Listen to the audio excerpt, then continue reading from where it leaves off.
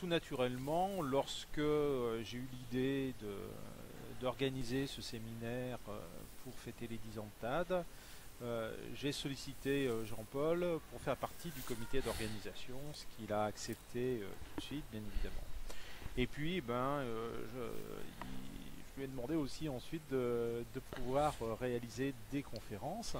Alors, il y aura une autre conférence au mois de novembre où il traitera plus précisément du tutorat dans les mondes virtuels. Si ce soir on est dans Second Life, c'est parce qu'on a voulu expérimenter plusieurs modalités de diffusion de ces conférences qui sont entièrement organisées en ligne et simplement diffusées en ligne. Donc ce soir, Jean-Paul va nous parler plutôt des espaces que les tuteurs peuvent investir pour réaliser leurs interventions auprès des apprenants. Et bien évidemment, quand on parle des espaces des tuteurs, ce sont aussi des espaces où ils retrouvent bien évidemment les apprenants qu'ils encadrent. Alors, cette conférence va durer 40-45 minutes. Puis nous aurons un temps d'échange qui va durer un quart d'heure, 20 minutes à peu près. Vous pouvez tout au long de la conférence poser des questions ou faire part de vos remarques dans le chat de Second Life. Et puis si vous le souhaitez aussi, vous pouvez vous mettre sur Twitter en utilisant l'hashtag TAD10. TAD10. Voilà. Eh bien, Jean-Paul, je vais couper mon micro et te laisser la parole pour démarrer cette conférence. Et je vous souhaite à tous une bonne conférence. Eh bien, merci Jacques de me donner la parole et puis surtout de m'avoir invité. Je ne saurais trop te remercier de m'avoir associé à la fois au comité d'organisation et puis la redoutable tâche d'intervenir 2 fois dans les mondes virtuels. Donc grand merci à toi parce qu'à la fois on présente et on apprend en même temps. Alors effectivement, ce soir, j'interviendrai sur les espaces. Le fait d'être dans les mondes virtuels, c'est une forme de mise en abîme, parce que c'est l'expression parfaite de l'espace, puisqu'on se retrouve dans un espace 3D, ce qui n'est pas le cas dans tous les dispositifs de formation en ligne. Néanmoins, c'est un excellent prétexte pour aborder cette question qui, de mon point de vue, est parfois sous-estimé dans les dispositifs de formation en ligne. Donc, je vais cliquer pour la diapo suivante. Ah, zut. Je vais être, autant pour moi, quelques petits soucis techniques.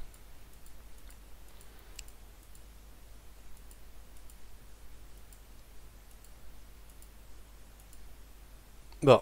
Jacques, si tu veux bien appuyer sur la deuxième diapo, s'il te plaît.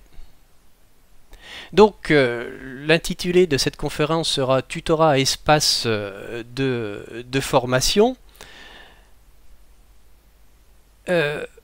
Donc, nous sommes dans l'espace de formation de la faculté de droit virtuel de Lyon 3, là où s'exercent des cours classiques, des cours en amphi, puis aussi des simulations. Alors, c'est un espace qui est absolument spécifique, je le disais tout à l'heure, avant le petit incident technique, parce qu'il est en 3 dimensions. On peut y marcher, hein, on peut reculer, on peut avancer, on peut voler, on peut interagir, on peut s'exprimer avec les membres. En ce moment, vous entendez ma voix. Je peux aussi activer des gestes. Et tout ceci au bénéfice d'une communauté de travail, une communauté d'apprentissage et une communauté d'enseignement. Alors, la formation en ligne, depuis quelques années, ce sont des espaces multiples, où on apprend, où on enseigne. Alors, on a un peu tendance à centrer notre analyse sur l'espace virtuel, parce que c'est là où le tuteur va exercer, va agir sur une plateforme, il pourra agir dans un wiki, il pourra agir sur un forum, il pourra agir dans un blog. Donc on associe de façon assez rapide la notion de formation en ligne à l'espace virtuel. Pourtant, la question des espaces physiques est présente dans ces formations. et il importe de ne pas le laisser de côté. Et puis, dans nos réflexions, on a un peu tendance à opposer espace réel, espace virtuel. Alors, l'objet de la réflexion de ce soir, ça sera d'aborder à la fois les espaces réels et à la fois les espaces virtuels. Alors, la photo qui vous est mise à l'écran de construction pose la question de toute conception de dispositifs de formation. Il faut bâtir des espaces. Alors, je le disais, plateforme, blog en 2 ou 3 dimensions. Et le rôle des tuteurs fait écho aux questions des personnes qui bâtissent les dispositifs. Il faut qu'ils soient là pour faire comprendre aux apprenants les enjeux qui sont liés à l'occupation d'espaces de formation, qu'ils soient réels ou qu'ils soient virtuels. On ne se contente pas de s'engager dans une formation, on va investir des espaces, mais il y aura maintes façons d'investir ces espaces et maintes façons de les occuper. Et c'est une des contraintes du tuteur de faire comprendre à ses apprenants comment occuper cet espace de formation. Diapo suivante.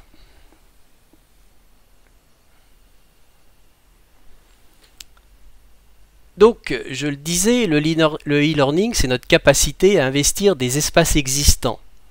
Et puis investir ceux qui sont en train de se créer, et il faut naviguer entre les rives des espaces physiques. Alors beaucoup disent que ce sont les espaces réels et les espaces numériques, beaucoup disent que ce sont les espaces virtuels. Nous sommes donc dans une situation d'exploration permanente, et lorsqu'on décide d'engager une incursion sur ce terrain pédagogique, qui nous paraît fertile, nous avons la responsabilité de le bâtir, et donc bâtir, ça veut dire définir un cadastre pédagogique, un zonage. Alors de la même façon qu'on a un cadastre dans la vraie vie, les tuteurs auront à définir quels sont ces cadastres pédagogiques. Alors, on serait tenté de dire que dans ces espaces, le corps disparaît. Mais c'est pas du tout ça. L'enseignement en ligne pose vraiment la question du corps. Alors, il y a beaucoup de chercheurs qui se sont posé la question. Il y a Alain Milon qui dit « La virtualité peut-elle nous libérer du poids du corps ?» Je cite, « Il est étonnant de voir l'importance prise aujourd'hui par la notion de virtualité. Le virtuel se décline sous tous les modes et à tous les temps. Le cinéma, la presse, grand public, les jeux électroniques, la télévision s'emparent, chacun à sa manière, de ce terme pour faire moderne. Mais pourquoi le mot virtualité est-il souvent utilisé comme un sésame, une sorte d'accès privilégié à la modernité? La virtualité peut-elle nous libérer du poids du corps? Ça, c'est une vraie question. Alors Milad Douei dit « S'il est vrai que l'homme est aussi un être spatial, nous vivons actuellement l'émergence d'un nouvel urbanisme virtuel avec son architecture, son esthétique, ses valeurs, sa littérature. Un urbanisme hybride, donc habité par des traces, des bribes de documents, des fragments, mais aussi animé par la voix et le corps par une temporalité autre. » Donc on voit bien que cette question de cadastre pédagogique, d'occuper des terrains est très très présente. Et pour continuer cette comparaison avec le cadastre, on pourrait dire que le tuteur aura à imaginer certaines zones, et ce zonage, on pourrait dire qu'il y aurait le ZNT, la zone de non-tutorat. Alors dans une dernière conférence, Jacques répondait à une question en disant parfois on n'a pas spécialement besoin de tutorat. Et puis inversement, il pourrait y avoir des ZTP, des zones de tutorat prioritaire. C'est l'essentiel de la réflexion des 10 ans de TAD, c'est comment on va investir le tutorat et quand est-ce qu'il est prioritaire et comment on définit ces zones. Alors, l'apprentissage en ligne fait ressurgir assez fréquemment des craintes anciennes et des fantasmes relatifs à la prise de pouvoir de la machine sur l'homme. Hein, je le disais précédemment, on a l'impression que le virtuel va supprimer le corps, hein, qu'on va devenir des êtres totalement éthérés et totalement numériques. Alors c'est une idée qui est assez assez fréquemment répandu. Puis je crois que c'est Régis Debray qui l'exprime assez brillamment, cette aversion dans une conférence qui est intitulée « Communiquer et transmettre ». Alors là encore, je vais citer, il dit « Communiquer est l'acte de transporter une information dans l'espace, transmettre, c'est transporter une information dans le temps ». Il estime qu'il faut toujours un corps pour transmettre, c'est d'ailleurs là le hic du téléenseignement et de l'éducation sur l'écran, c'est que le tuteur n'est pas là. Il n'y a que le tuyau et ça ne marche pas vraiment. Alors dans cette conférence qui avait été donnée en l'an 2000 à la BNF, Debray traduit bien cette espèce de peur des espaces, hein, accréditer l'idée qu'aller dans le numérique, ça serait aller dans un espace vide dans lequel il n'y aurait personne au bout des tuyaux, ou en tout cas une personne qui a un bout de ce tuyau. Alors ce qui est totalement faux, et je vais essayer justement de le démontrer en montrant qu'en investissant le e-learning, on investit à la fois un espace réel et à la fois un espace virtuel. Donc premier point, l'espace réel dans les dispositifs de formation. Jacques ?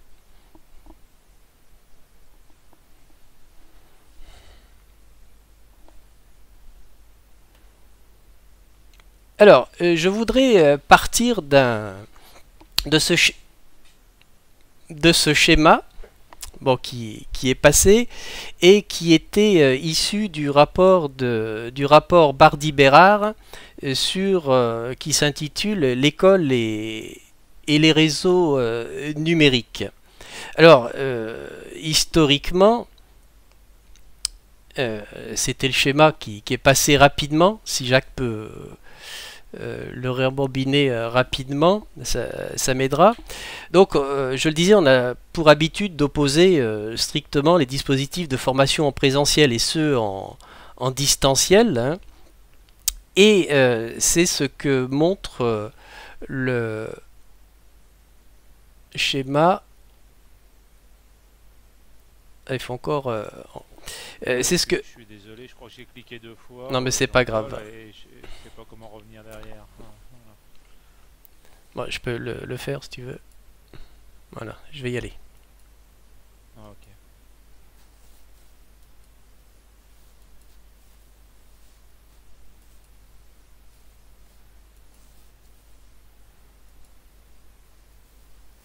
Donc voilà, donc le schéma du rapport Bardy-Bérard qui s'intitule L'école et les réseaux numériques.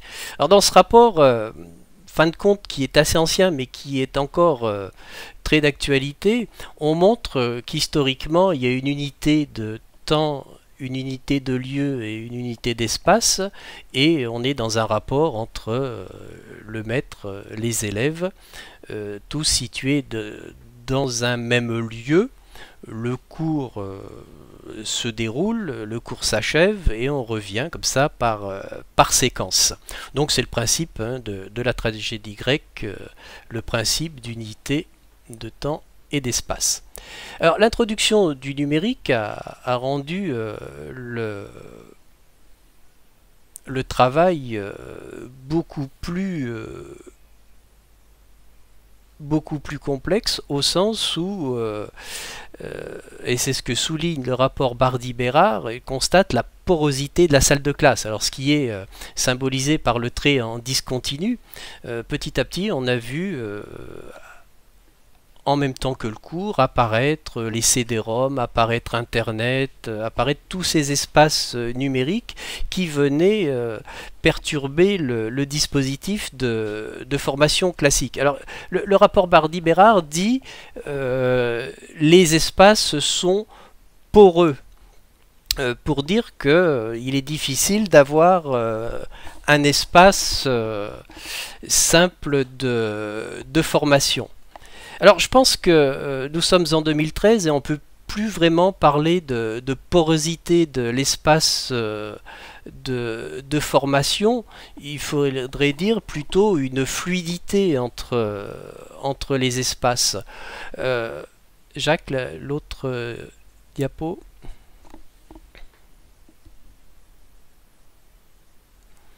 Oui, parce que la porosité, si on reprend la définition scientifique, on dit que ça correspond au volume relatif des vides présents dans la roche ou le rapport des volumes des pores d'un corps au volume occupé par ce corps. C'est-à-dire qu'il y a un rapport entre le plein et le vide. Donc ça veut dire qu'il y a une forme, la porosité, on retient. Là, les nouveaux espaces, dans les dispositifs de formation, le tuteur et l'apprenant vont passer de l'espace réel à l'espace virtuel sans limite. On voit bien qu'entre 2002 et 2013, on a beaucoup évolué, puisque les dispositifs de formation vont faire passer les acteurs de l'un à l'autre et de l'autre à l'un sans qu'il y ait de barrière. Ça sera tout le travail du tuteur justement d'expliquer à ses apprenants comment on va passer de cet espace à l'autre et d'en expliquer les caractéristiques. Alors, ceci étant dit, il faut analyser, je dirais, l'aspect le plus complexe. Diapo suivante, c'est l'espace personnel de l'apprenant et l'espace personnel du tuteur. Je le disais en introduction, on focalise beaucoup sur les espaces virtuels. Or, on ne peut bien entrer dans les espaces virtuels que si on a calibré son espace personnel physique. Et c'est toute la difficulté de scénarisation, toute la difficulté d'explication auprès des apprenants, de leur expliquer qu'ils ont à penser leur espace personnel. Diapo suivante.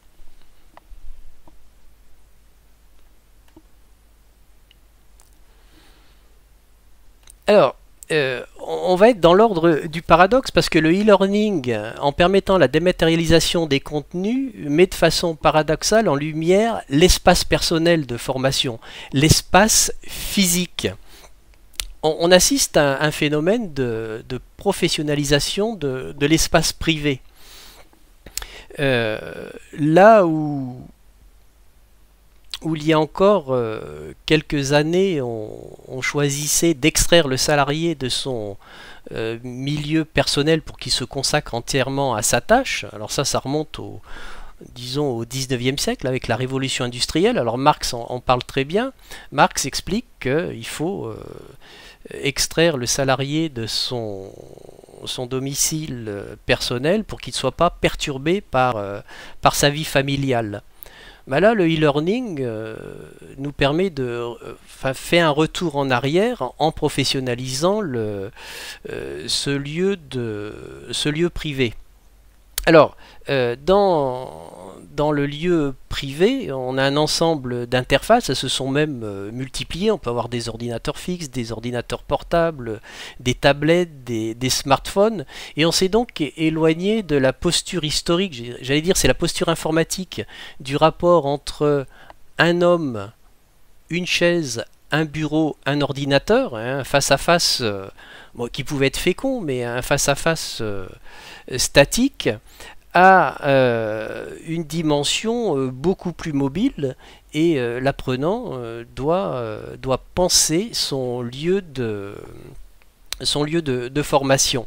Alors dans la mesure où le e-learning peut avoir recours à la visio, il conviendra, c'est ce qui était affiché dans le schéma, de neutraliser son espace de vision, de le rendre professionnel.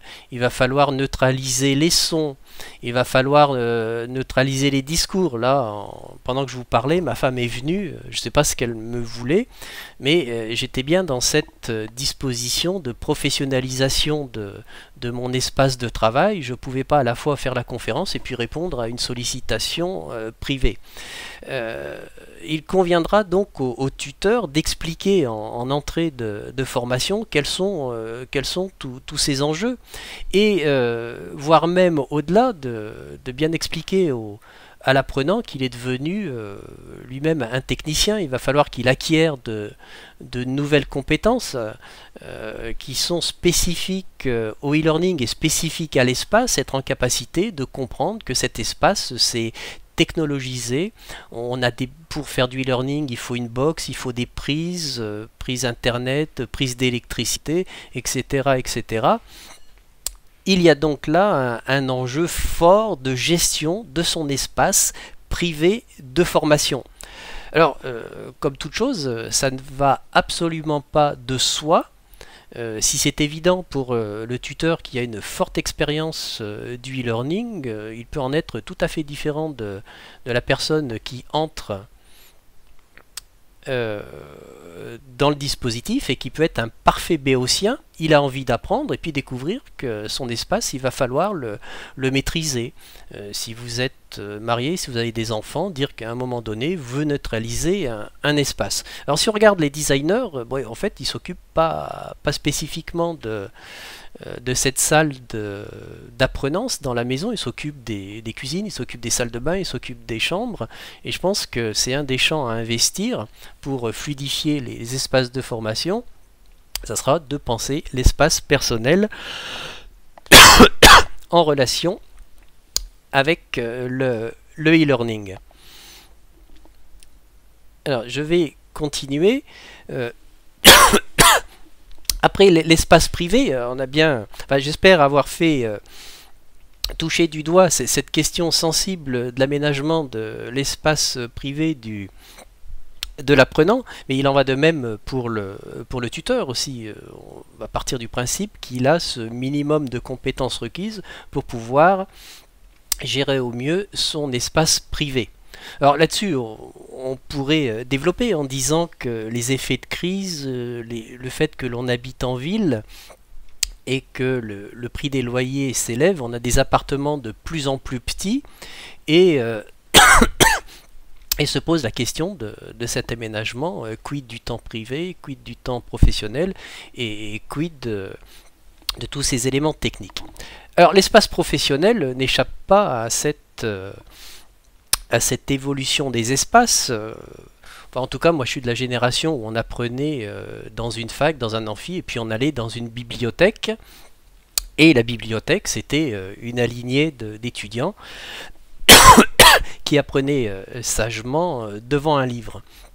Il en va tout à fait différemment à l'heure actuelle. Alors je vous ai mis un ensemble de diapositives. La précédente, on voyait un jeune homme dans une situation fort intéressante au sens où on ne sait pas trop ce qu'il fait.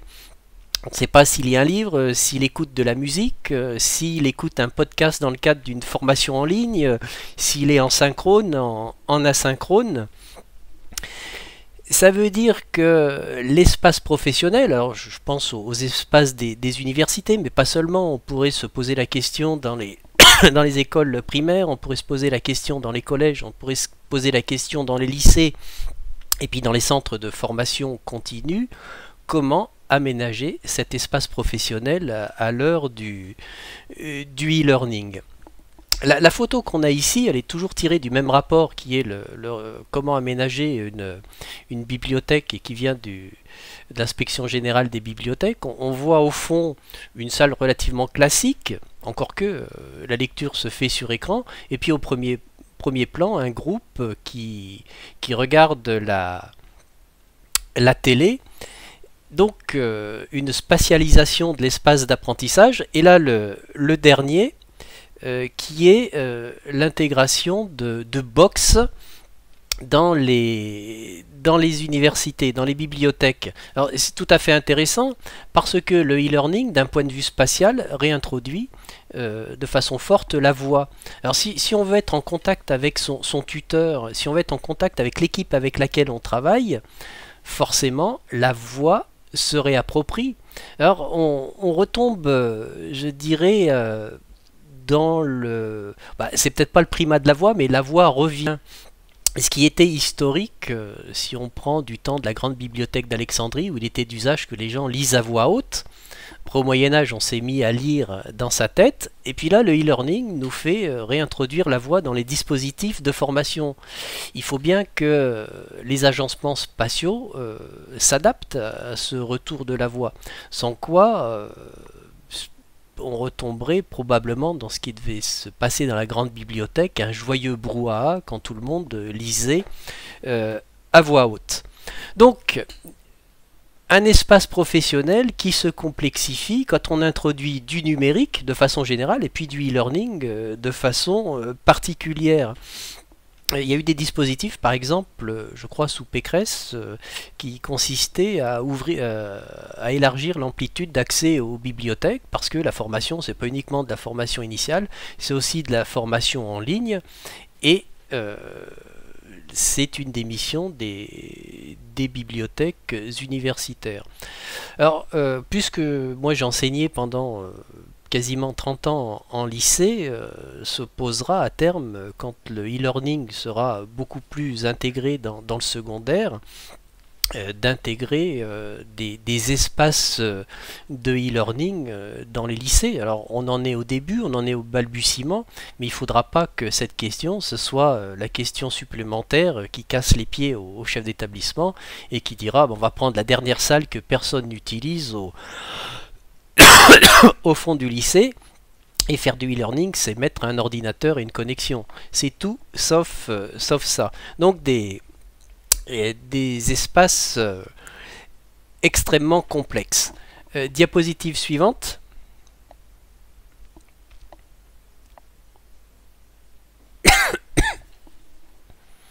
Alors là, j'ai mis des exemples d'écoles un peu pilotes qui utilisent des éléments très design. Alors j'ai eu l'occasion de discuter avec les gens de la 27e région qui s'interrogent sur ces questions d'architecture d'intérieur et d'usage numérique. Alors, il me disait que cette question est ultra pertinente, mais qu'il y a un risque, c'est que le dialogue dans cet aménagement d'intérieur produise des solutions stéréotypées qu'on connaît tous, dit-il. Au fond, de grandes salles reconfigurables à volonté, des cloisons modulables, des grandes tables à usage collectif, des mobiliers à roulettes, des couleurs neutres, des prises électriques partout, du Wi-Fi à volonté, de grandes surfaces pour exposer, bref, ce qu'on retrouve dans la plupart des living labs.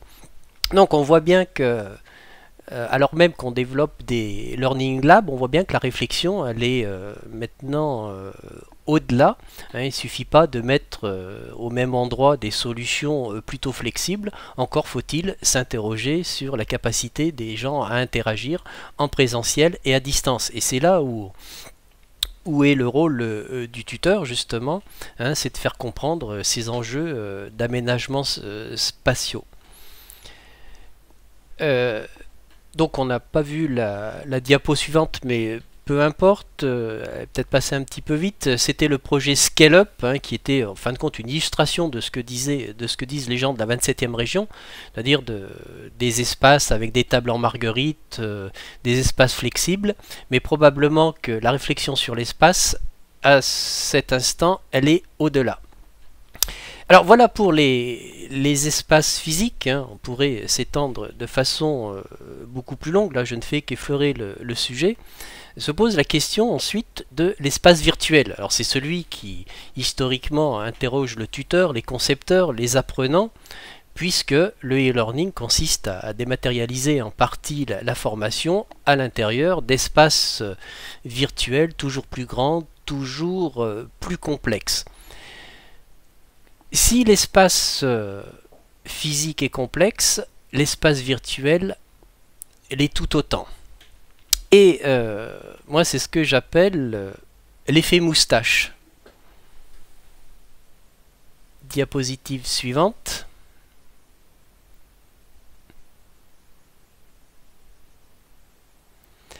Alors, cet effet moustache, c'est partir de l'idée que dans une formation en ligne, il y a un ensemble d'espaces signifiants, mais un ensemble d'espaces signifiants qui se chevauchent. Alors pourquoi je parle d'effet moustache?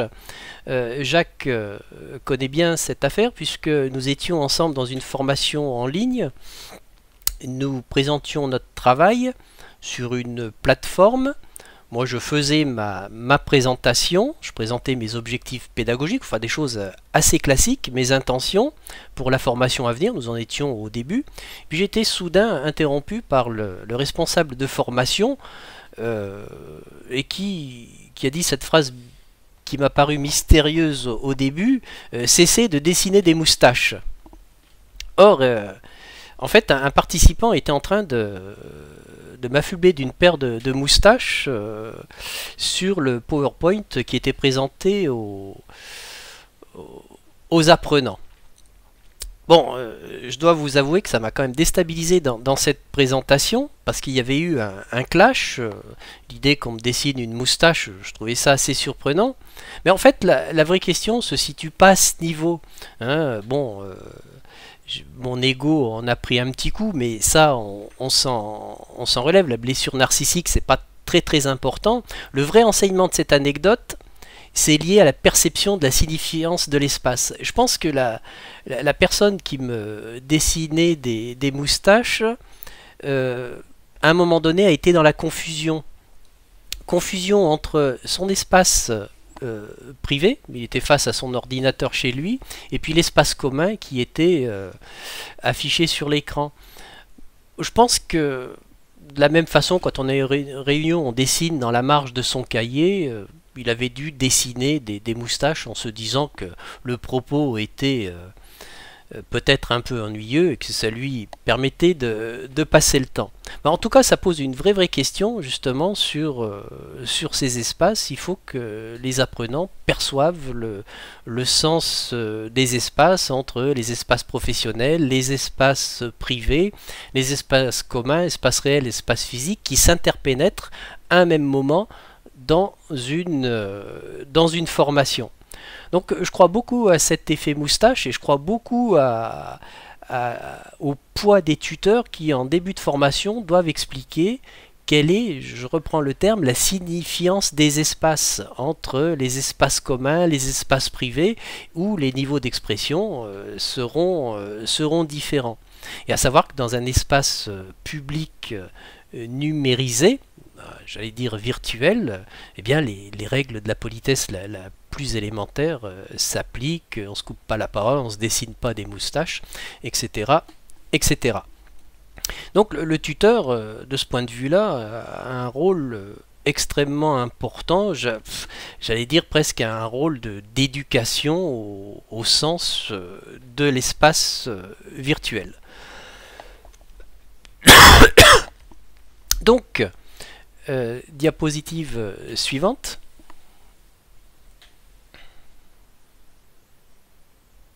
J'en reviens au final sur le principe du rapport Bardy-Bérard, hein, c'est sur l'interpénétration des espaces, hein, entre l'espace numérique de formation, l'espace personnel au domicile, l'espace physique, l'interface de diffusion qui est l'ordinateur, parce que là aussi il y a un risque de confusion entre la surface de l'ordinateur qui est neutre, qui est personnel, et ce qui s'y exprime à l'intérieur, qui elle est réellement publique. Donc à la croisée des chemins de ces trois intersections que j'ai grisées, c'est là où se rencontrent donc formateurs, apprenants, et c'est là où sont situées les interfaces de travail.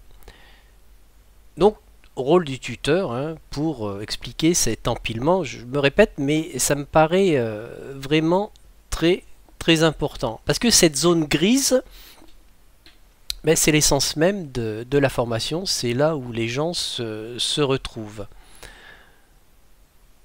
S'il nous apparaît, alors on est tout le temps gavé de cette idée qu'il y aurait les Y générations, ces générations Z, enfin ces digital natives, bon, force est de constater qu'il y a encore un travail d'éducation aux espaces. Donc j'ai parlé de l'espace physique, j'ai parlé de l'espace virtuel. Je serais tenté de dire qu'il y a un troisième espace, c'est l'espace juridique. Et c'est la conséquence, la suite de l'espace signifiant, un espace qui soit réel, qu'il soit virtuel, c'est un espace qui a un sens juridique, et c'est la diapositive suivante.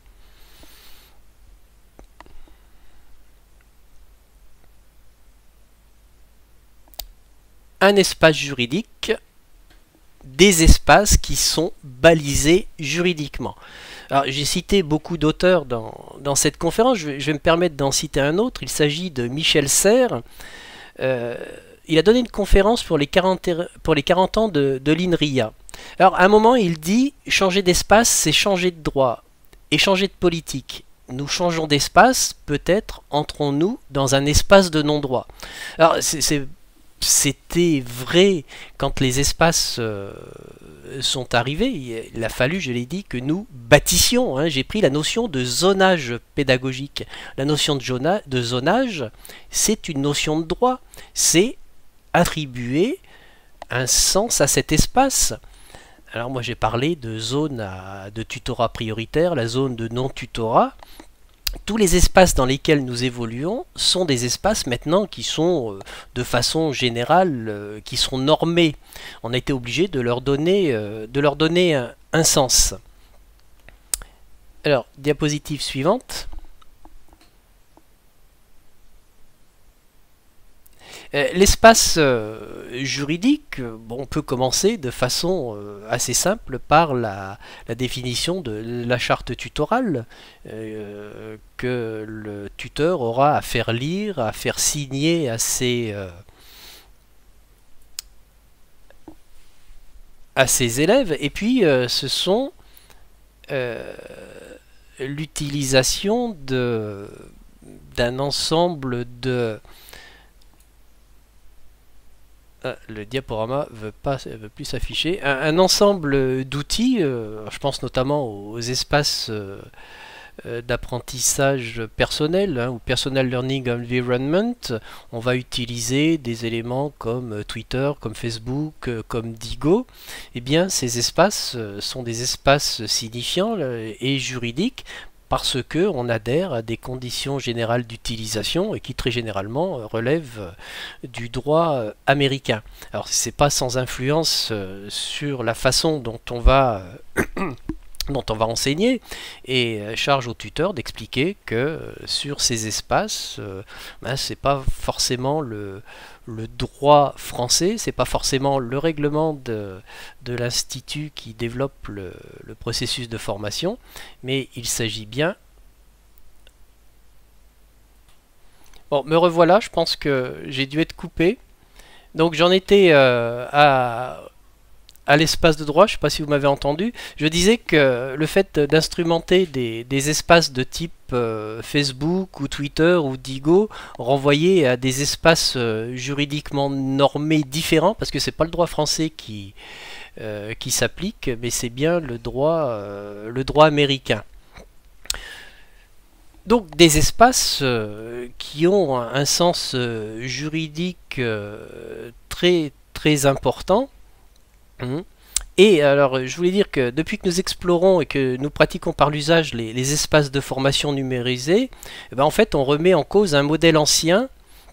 Et ce modèle ancien, il était, ma foi, bien rassurant. Hein. C'était des murs, c'était des portes, c'était des fenêtres.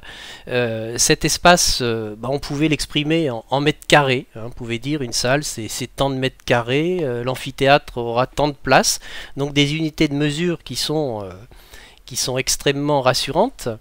Eh bien, Bien, manifestement, Jean-Paul a des problèmes de connexion. On va patienter quelques instants. Je suis là, Jacques. Je suis là, Jacques. Sa conférence. Je vous remercie pour votre patience. Jacques ?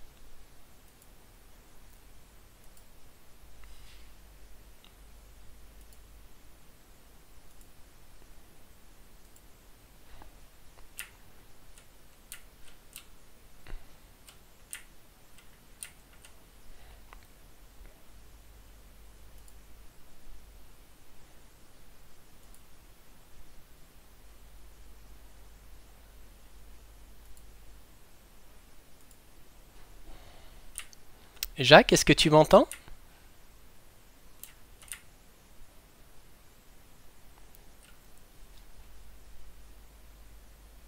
Est-ce que vous m'entendez?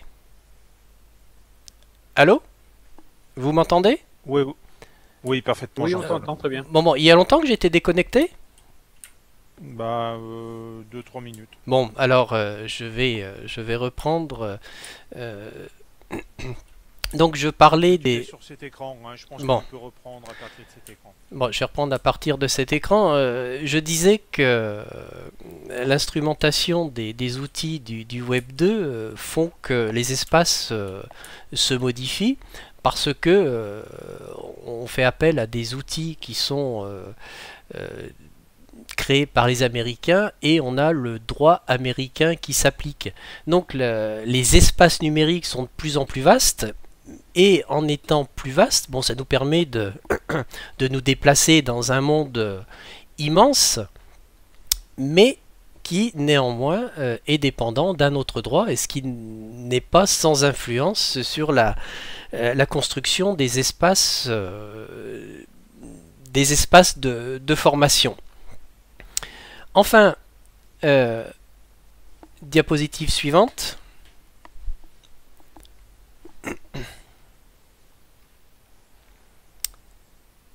C'est la traduction de ce que je viens de dire, c'est que les zones de formation, bon, elles sont à la fois numériques, ce sont des solutions particulières. Alors j'ai pris les plus classiques, j'ai pris Moodle, j'ai pris Spiral qui fusionne avec Claroline, j'ai pris dans les lycées un ENT qui s'appelle eTop.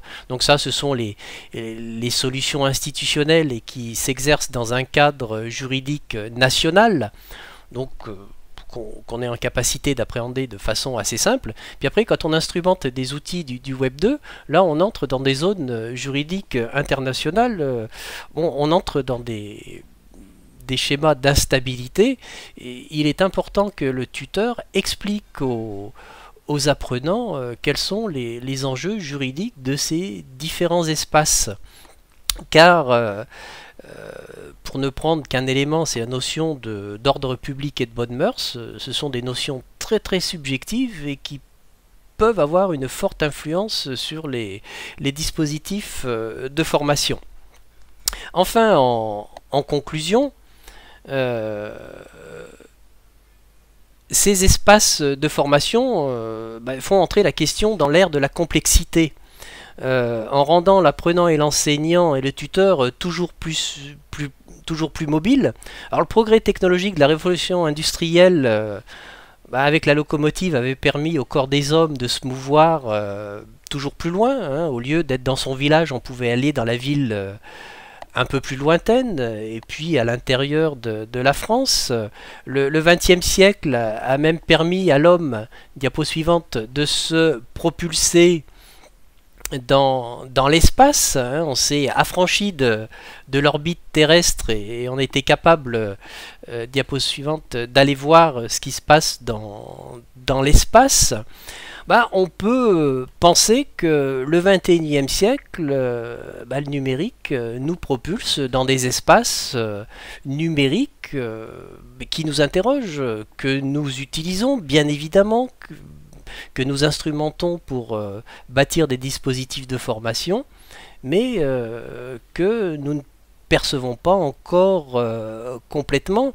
Et ça m'amène, pour élargir le débat, mais je resterai sur cette question, c'est que ces espaces qui nous sont proposés à l'heure actuelle induisent la notion de mobilité. Mais alors, est-ce que c'est la mobilité des corps ou est-ce que c'est la mobilité des espaces? Je pense que c'est les deux. Et il va falloir que les tuteurs aient à expliquer à leurs étudiants en quoi, dans ces nouveaux espaces, qu'ils soient réels ou qu'ils soient virtuels, sont convoquées les notions de mobilité des corps et des espaces. Et j'en ai fini de mon intervention et de ma conférence. Si vous avez des questions, je vous remercie de m'avoir écouté. Bien, merci beaucoup Jean-Paul pour cette conférence. On va bien sûr avoir maintenant un moment d'échange. On a deux co-organisateurs qui ont scruté le chat, ainsi que le fil Twitter. Peut-être leur laisser le temps de regarder un petit peu tout ça, nous faire une synthèse. Je vais te poser une ou deux questions. Oui, je t'écoute, Jacques. Alors, tu nous as dit à plusieurs reprises que le tuteur devait expliquer aux étudiants un certain nombre de choses, hein, sur ces espaces. Alors, en fait, ces espaces, ils sont choisis, ils sont déterminés, ils ont été pensés, sélectionnés par l'institution. Et finalement, on peut se poser la question de quelle est la place de la négociation possible entre les tuteurs et les apprenants sur la manière dont ils vont investir justement ces espaces, dont ils vont les faire vivre, où ils vont interagir ensemble. Et en filigrane, ça pose la question, bien évidemment, de la marge de manœuvre du tuteur. Et en soulignant, hein, les espaces juridiques, hein, à la fin de ta conférence, là aussi, ça complexifie un petit peu les choses. On peut penser que le tuteur eh bien, doit faire respecter un certain cadre déterminé par l'institution. Et dans ce cadre, il y a aussi des aspects juridiques.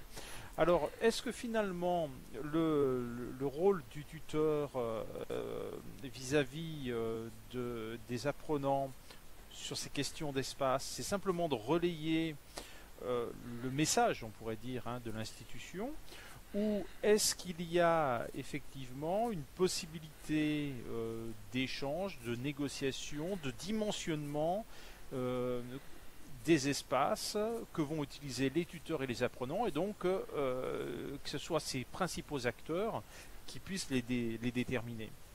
Alors, ta question, elle est multiniveau. Je dirais que c'est à la fois l'un et l'autre, mais ça reste une excellente question. Alors, le tuteur, on peut le voir déjà comme le relais effectivement de l'institution. Elle aura cadré le champ de cet espace. Alors, ça pourra s'exprimer dans la charte tutorale qui sera donné en lecture aux apprenants en début de formation, et ces notions d'espace justement